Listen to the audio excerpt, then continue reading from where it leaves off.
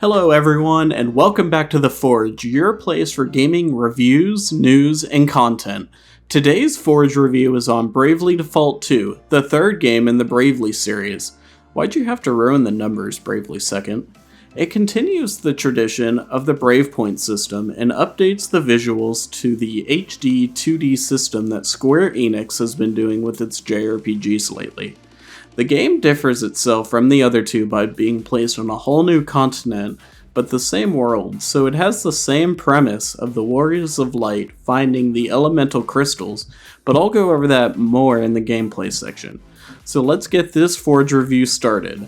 Like in all of my Forge reviews, we're going to examine the game's fun factor, controls and gameplay, graphics, sound, and finally, replayability and stability.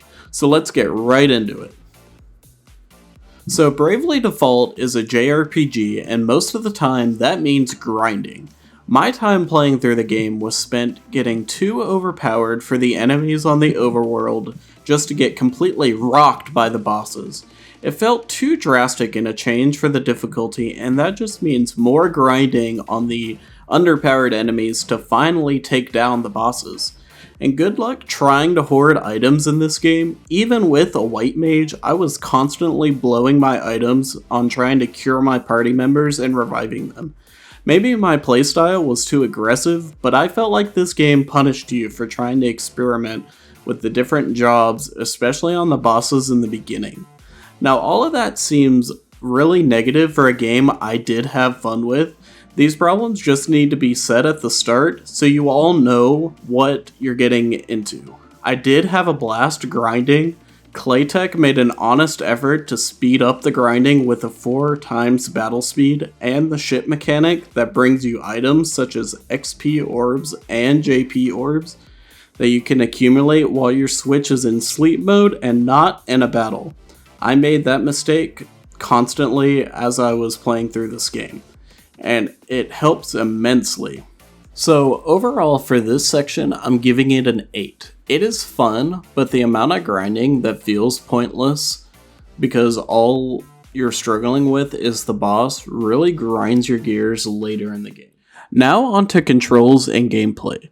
The controls are relatively straightforward as this is a turn-based JRPG. The only real pet peeve I had was in order to default you have to select it on the menu instead of just pressing L.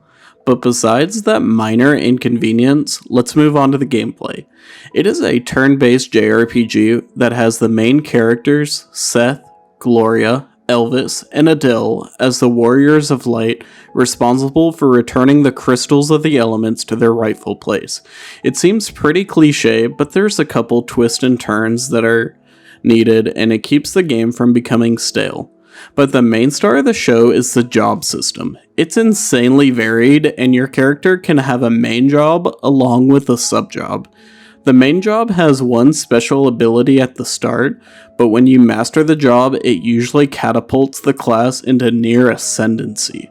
The only one that I found that doesn't do that is the Thief Master skill, which lets all of your BP skills cost mana, but you are no longer able to brave or default.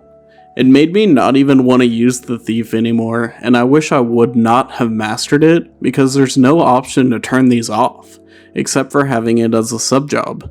But besides that, there are plenty of quality of life improvements, from monsters actually running away from you in the overworld if you're too overleveled, to having monster treats condensing the grinding into single encounters. The side quests are also pretty interesting, except for the overabundance of fetch quests.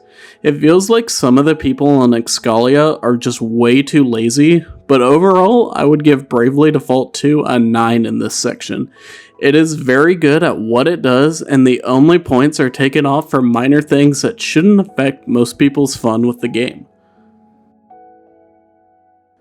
This game has the same art style as some of Square's other games on Switch, and people have started to call it the HD 2D effect, and I find it works extremely well with these games. The watercolors combine to create jaw-dropping scenes, and it looks absolutely gorgeous, and every single thing is detailed. From the monsters to the environments to the cities you find yourself in, it all looks amazing. You can see this detail in docked or mobile mode with just a bit of a FPS drop while in the mobile mode in some of the higher condensed dungeons. From the ever-shimmering browns and reds of the desert heat of Savalon to the icy grays and blue tundra of Rheimdall, it is certainly a sight to behold.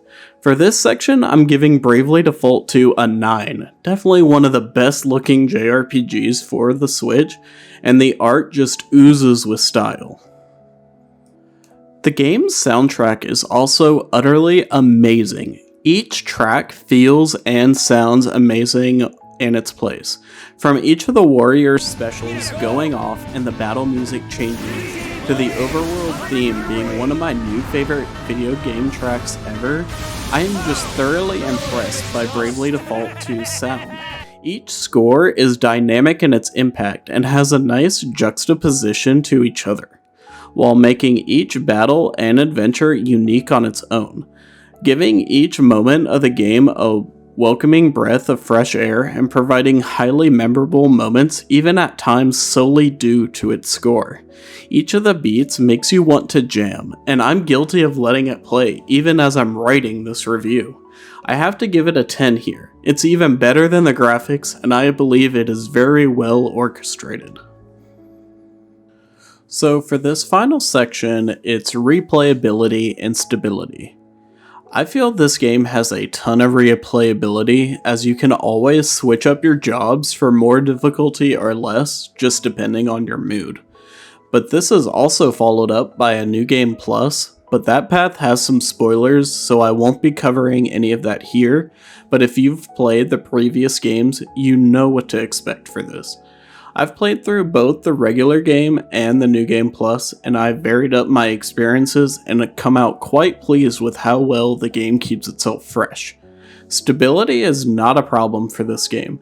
I've not had a single crash or lowered performance, except in very crowded dungeons while in mobile mode, as I discussed earlier.